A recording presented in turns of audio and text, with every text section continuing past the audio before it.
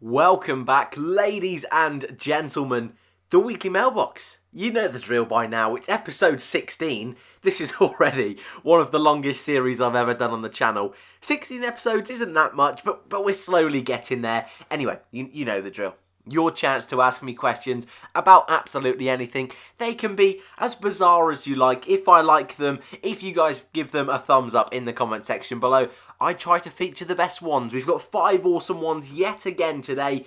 And we're also going to be playing with fire just a little bit. We like to do that here on the channel. So of course, if you're new, feel free to subscribe. Welcome to the team if you're one of the many new subscribers that have joined over the last month. And yes, at some point today we will be discussing what's wrong with Formula 1. I'm not the biggest hater of Formula 1 at the moment. I think 2019 hasn't been that bad, but there's definitely inherent issues in the sport, and I'd love to know your thoughts on that as well. But we'll leave that for a little bit later on. The first question comes from Cristalli and Zafiro, is how I'm going to pronounce it. Apologies if that's a little bit wrong. It usually is. Anyway, brilliant question to start today's video. Will Alfa Romeo ever return to the front of Formula 1? And if so, why? I was always going to explain why. Don't worry.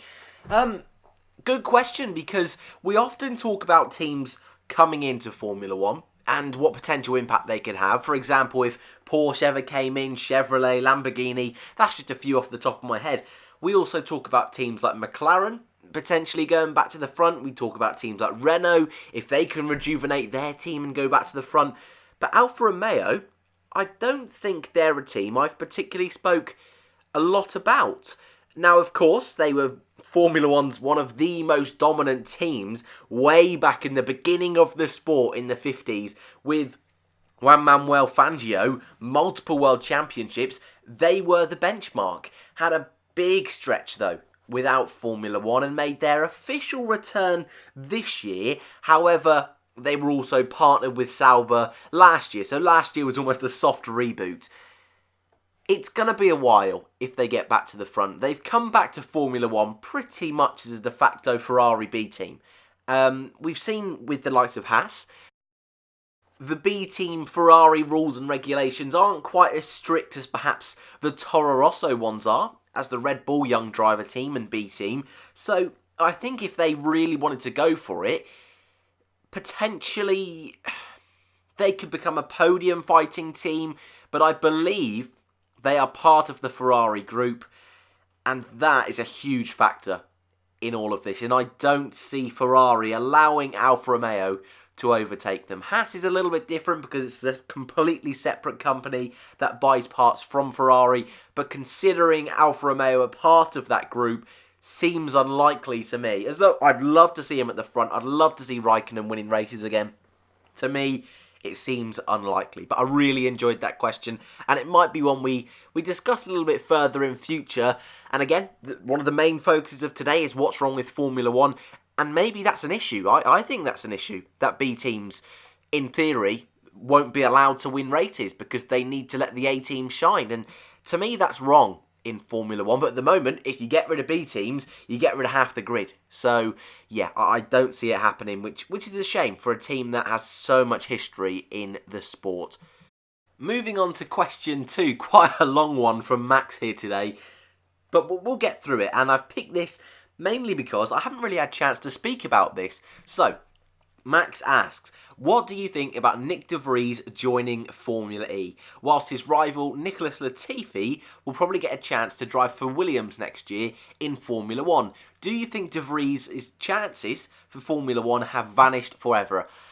A long question, but I've included it and I enjoyed it, so thank you very much, Max. A different question, and I always try to include at least one Formula E based question, and this is a bit of a mix, so thank you. To answer the question, though, and to stop avoiding it, Nick de Vries, a lot of people feel he is Formula 1 ready, and I always say, I think every Formula 2 champion should at least be given a chance in Formula 1. De Vries, in my eyes, has taken the sensible option. And I think even Latifi, if he had the option between a year at Williams or a multi-year deal at a team like Mercedes in Formula E, I think the lines are starting to blur a little bit. And I think for De Vries, a young, hungry driver, I think in Formula E, he's going to be able to do himself a hell of a lot more good, proving himself in what I imagine will be a race-winning car, rather than either being a third reserve driver at a team like McLaren, or rather than having a full race seat at Williams, where he probably isn't going to be able to show off his abilities quite as much. I think he will have to become champion in Formula E to really find a way back to Formula 1. You look at teams like Toro Rosso last year. I mean, we don't know what happened behind closed doors, but Verne wasn't an option, and Verne has proved in the last couple of years he is the class of the field. So if De Vries can walk in, destroy the championship, absolutely wipe the floor with Verne, then yeah, you may get a Formula 1 team looking at him, but otherwise, I think the road's over. But I think Formula E for De Vries and for Mercedes is a brilliant fit, and I think they're going to do really well in Season 6. Raging Rhino, sorry, almost got that wrong. Raging Rhino, 101, love that name. Who will have their last season in 2020? Now, we still don't have all the seats confirmed for next season. We have an Alfa Romeo seat to go, a Red Bull seat to go, so then by default, Toro Rosso seats, and we have a Williams seat. I believe that's everything. I'm probably missing something stupid. Anyway, it hurts me to say it. It really does. F in the chat, please. I think Romain Grosjean will be a lucky man to stay past 2020. And as much as that hurts me, he's had a good run. 10 podiums so far. I doubt that will change next year. A long career with Haas. I think that would be a nice place to end it before 2020. I think Kevin Magnussen potentially could be on thin ice. It's not been a brilliant year for him, but what he has done is really consolidate that relationship with Haas. So I think if he can evolve himself into a real team leader, which I think he's slowly done over this and last year, he might be able to go a few more.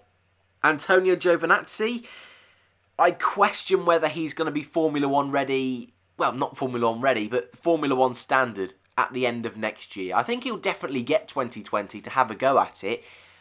I'm just not too sure he'll get that move up to a team he's looking for. And Kimi Raikkonen, what's Kimi going to do? Because if Kimi Raikkonen moves on, then Alfa Romeo may very well say, well, we need someone with a little bit of experience at least. That might be a route for Hülkenberg to potentially come back to Formula 1. But I think Kimi will leave.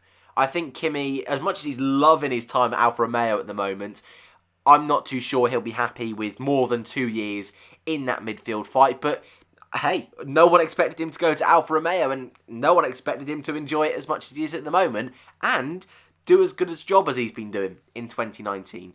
And also, you've got the likes of Sebastian Vettel, Lewis Hamilton.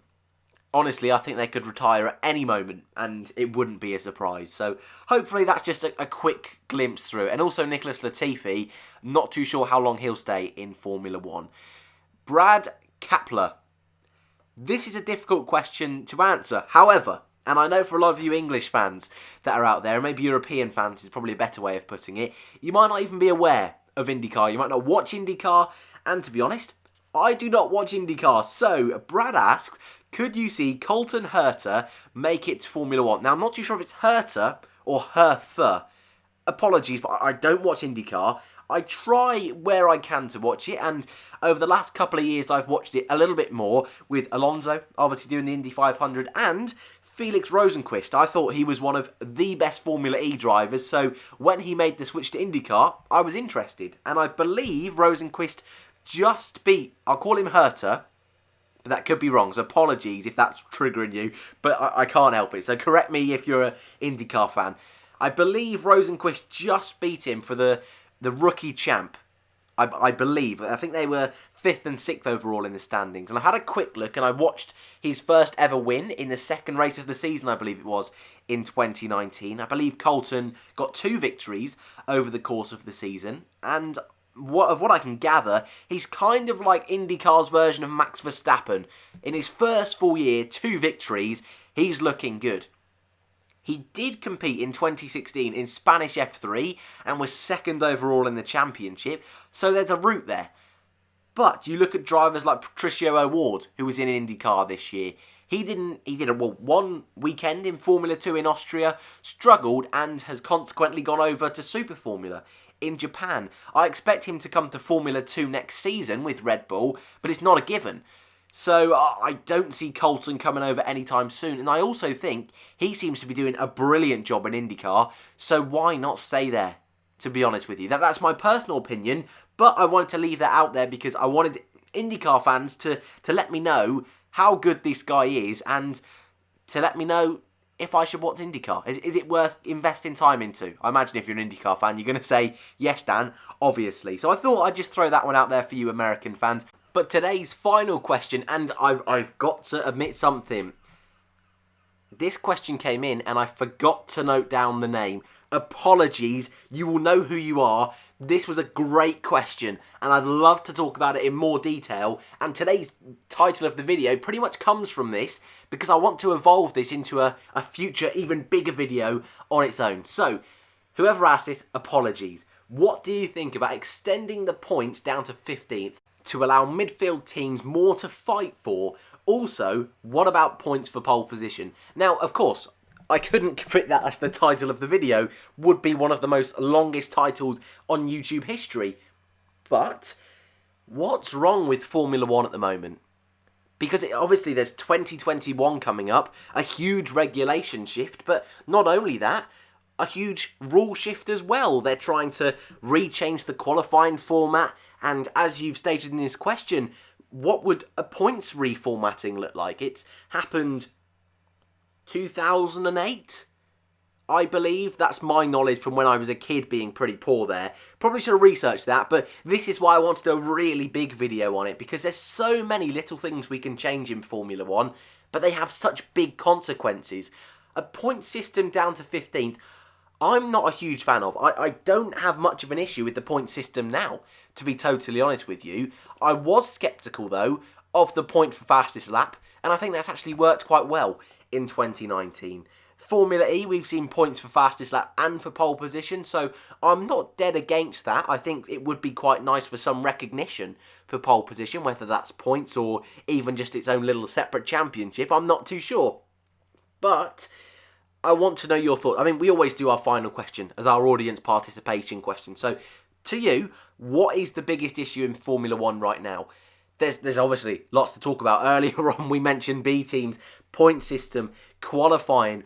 Is it the pay that the teams get? Let me know, because fundamentally, things aren't going well. To me, it's just the fundamental aerodynamics, and I know I am rubbish with aerodynamics, so to give you a full chain bear physics explanation, I can't do, though Stuart is very, very good at that.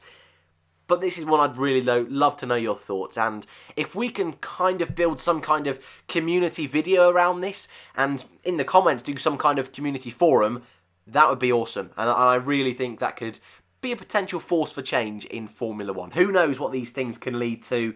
But that's your episode of the Weekly Mailbox. As I said at the beginning, a little bit strange today.